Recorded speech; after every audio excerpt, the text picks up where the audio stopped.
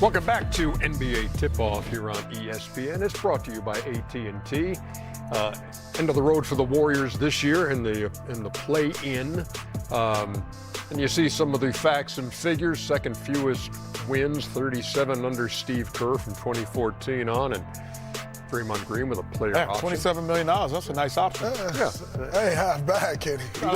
You gonna take that? I mean, I don't want to leave it. Excellent answer. You just thinking about it? I don't want to leave it. I got a date. Take it. I want to leave it. The date not here yet to decide. Hey, so we want to spend a few minutes just talking to you about what's going on in your life and your career, and 14 years in the league, all with the same team. And then I saw at the end of the game you and Steph and Steve in a group hug there. What was that about? And what thoughts were going through your mind as this season ended? Well, Steve grabbed both of us, and he said, I just wanted to take this moment. Like, I just don't know. I don't know if we'll have this moment again. So I just want to take this moment and thank you guys, and it was a special moment. The first thing Travis said when we walked off was like, man, I'm so happy Steve was in the moment. Like, and he didn't miss that moment. But like going down the stretch, you can't help but think like, is this it? Is this the end, right? Like, I have an option, as you see. If they don't want me back, I'm not just gonna take the option. Like, this has always been a partnership, right? You want me, I want you, it works out. And so I do think they want me back, but I'm just saying, with Steve, he's coaching on the last year of a contract. Does he come back? What does that look like? And so it was weird down the stretch because you're kind of feeling this pressure of like, we need to win to kind of stabilize things.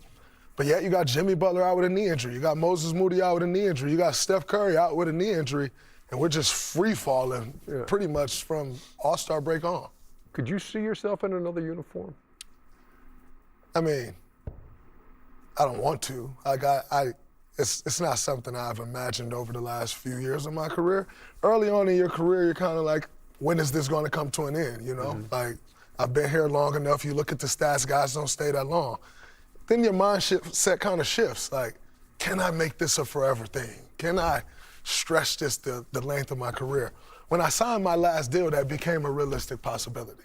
And so for me, no, I don't see myself in another uniform, but I am also understanding of this business and know that it takes them to want me as much as I want them in order for it to continue going. But the grass ain't always greener. Tell you that.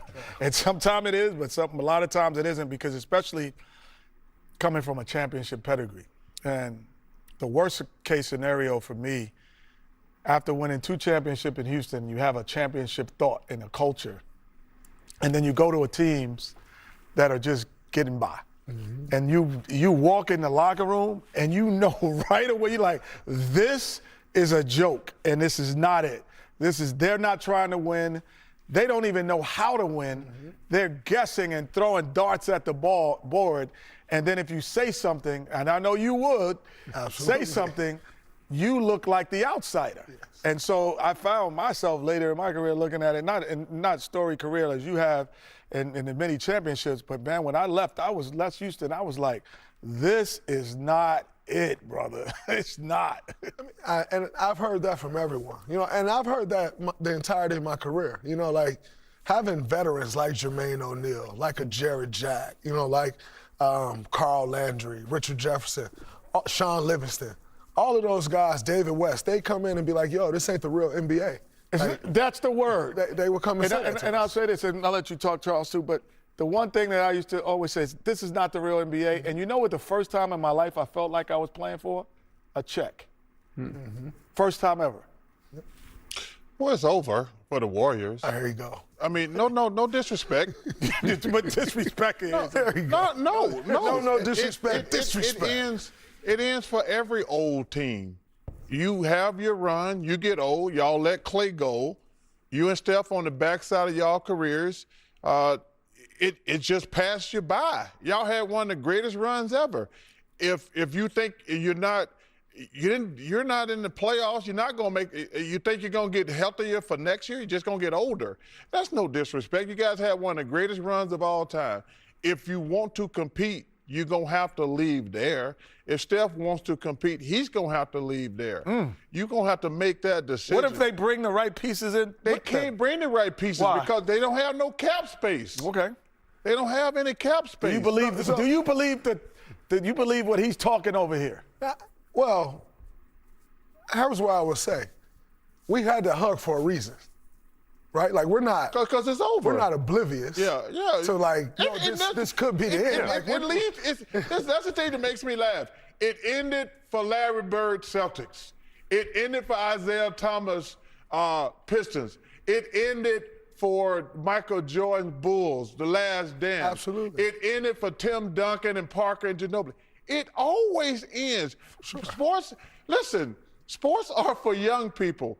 You hope to have a great long career, but sports, nobody wins when they're 37, 38. But you said what you said. I didn't want to hear if he believes what you're talking.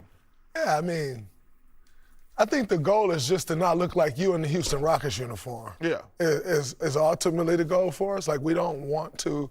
What does that look like? Did you see it? I'm just asking. I saw it. I mean, so, you know, we're always going to try to compete. When you win championships, the goal will always be to try to reach that level. Can we get back to that level? Listen, to your point, Jimmy's going to miss a lot of next year.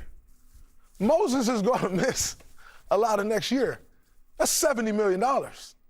$75 million of a $160 million payroll. So it's going to be tough.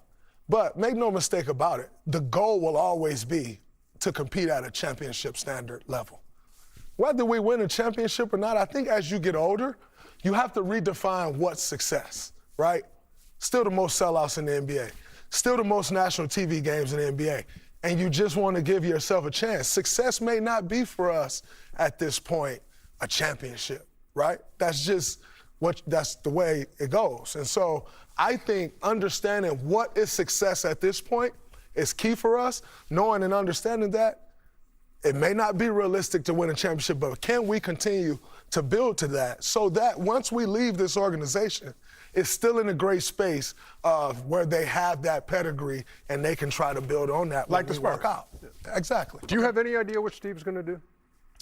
I think and hope he's coming back.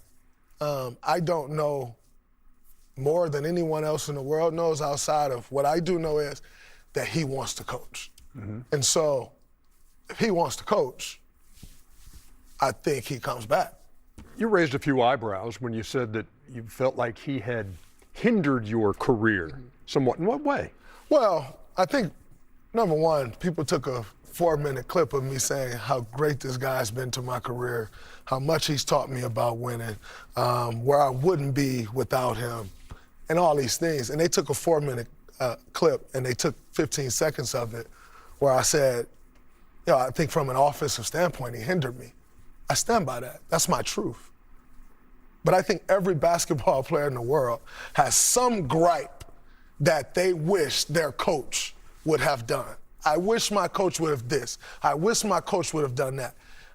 I'm not afraid to express my one gripe, but with me expressing my one gripe, make no mistake about it, I also said all of the incredible things, how much of a better man he's made me. I spoke on all of those things, and we take one clip, right? Yeah. So I agree. I heard the whole clip. Yeah. You know, and I think that one thing that you could have been possibly a better offensive player in another system, but I don't think you would have been a better player.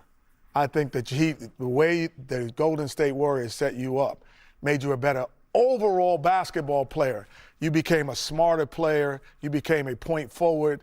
And some of it was Mark Jackson moving to that position as well. And, like, just figuring out where you need the ball, I thought was ingenious, and it made you difficult to guard. So, again, your 12 to 15 points on games was super impactful 100%. When that happened. They were super impactful. By the way, I have zero regrets about my career. That's the beauty of it. I can say what my gripe is, and everything's still great. There's no regrets about it. We ain't holding you back today, though, Jay. Let's roll. It's a great way to look at it. Great way to look at it. Chuck trying to hold you back, though.